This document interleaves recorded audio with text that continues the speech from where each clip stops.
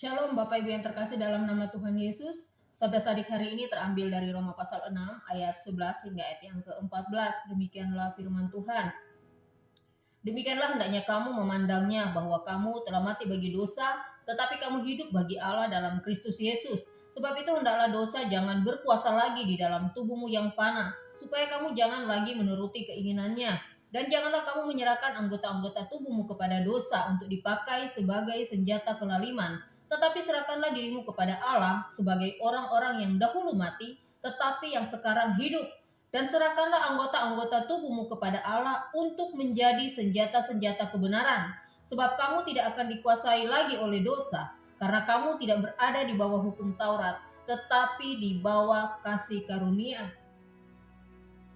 Tema renungan Sabda Sadik hari ini yaitu pahlawan yang membebaskan. Kita percaya bahwa Tuhan telah membebaskan kita dari dosa. Dia Tuhan pahlawan kita, kebenaran kita. Dia mengorbankan nyawanya untuk mati bagi kita supaya kita memiliki hidup yang kekal.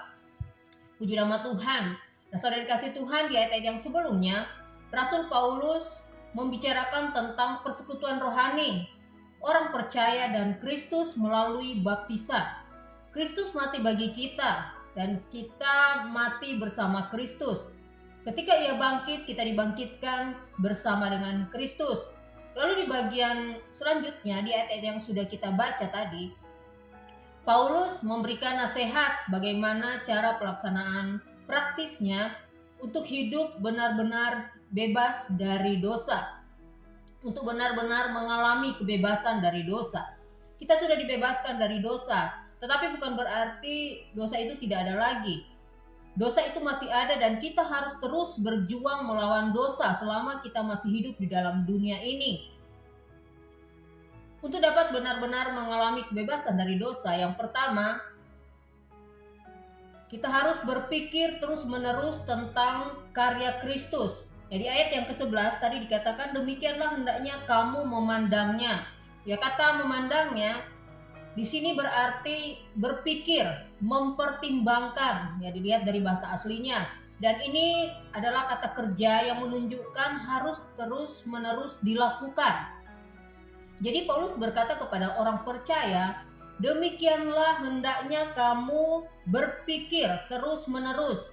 Demikianlah hendaknya kamu mempertimbangkan terus-menerus bahwa kamu telah mati bagi dosa, tetapi kamu hidup bagi Allah dalam Kristus Yesus. Nah, kebenaran ini harus kita taruh di dalam pikiran kita secara terus-menerus. Kenapa? Karena terkadang manusia kalah melawan dosa, bahkan ada yang putus asa melawan dosa, sehingga semakin jatuh dan semakin jatuh di dalam dosa.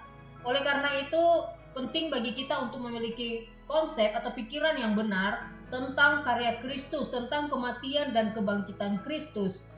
Dan pikirkan itu, pertimbangkan itu terus-menerus. Demikianlah kamu harus memandangnya untuk bisa benar-benar mengalami kebebasan dari dosa.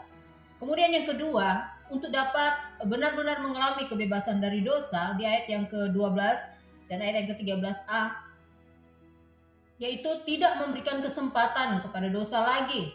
Ya, Paulus menasihati agar kita jangan membiarkan dosa berkuasa lagi atas tubuh kita. Kuasa dosa telah dihancurkan, telah dikalahkan oleh Tuhan Yesus. Tetapi dosa masih ingin terus berkuasa karena tidak ingin menerima kekalahan.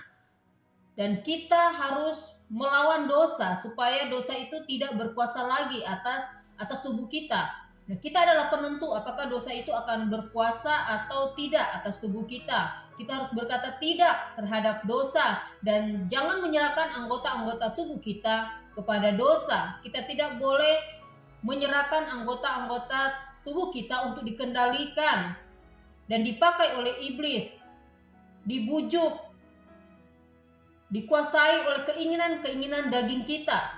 Apa yang membuat masih banyak orang tidak benar-benar mengalami kebebasan dari dosa? Karena masih memberikan ruang kepada dosa, masih memberikan kesempatan kepada dosa, merasa cukup kuat untuk melawan dosa. Nah, saudara kasih Tuhan, kita memerlukan firman Tuhan, kita memerlukan Roh Kudus untuk selalu menolong kita. Kemudian yang ketiga, untuk dapat benar-benar mengalami kebebasan dari dosa, Yang ketiga di ayat yang ke-13 tadi, serahkanlah hidupmu kepada Tuhan, menyerahkan anggota-anggota tubuh kita kepada Tuhan. Ya, hidup kita, anggota-anggota tubuh kita harus diserahkan kepada Tuhan untuk melayani Tuhan, melayani kebenaran.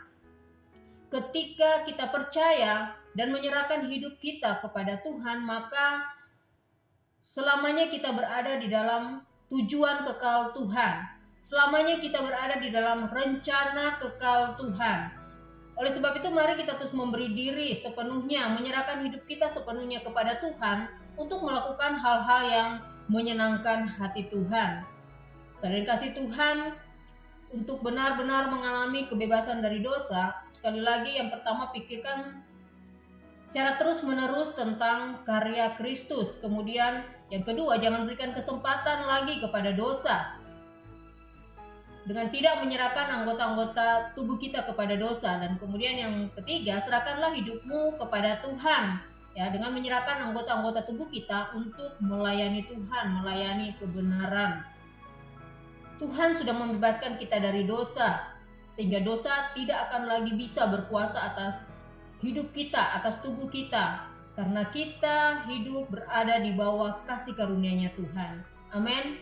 Tuhan Yesus memberkati.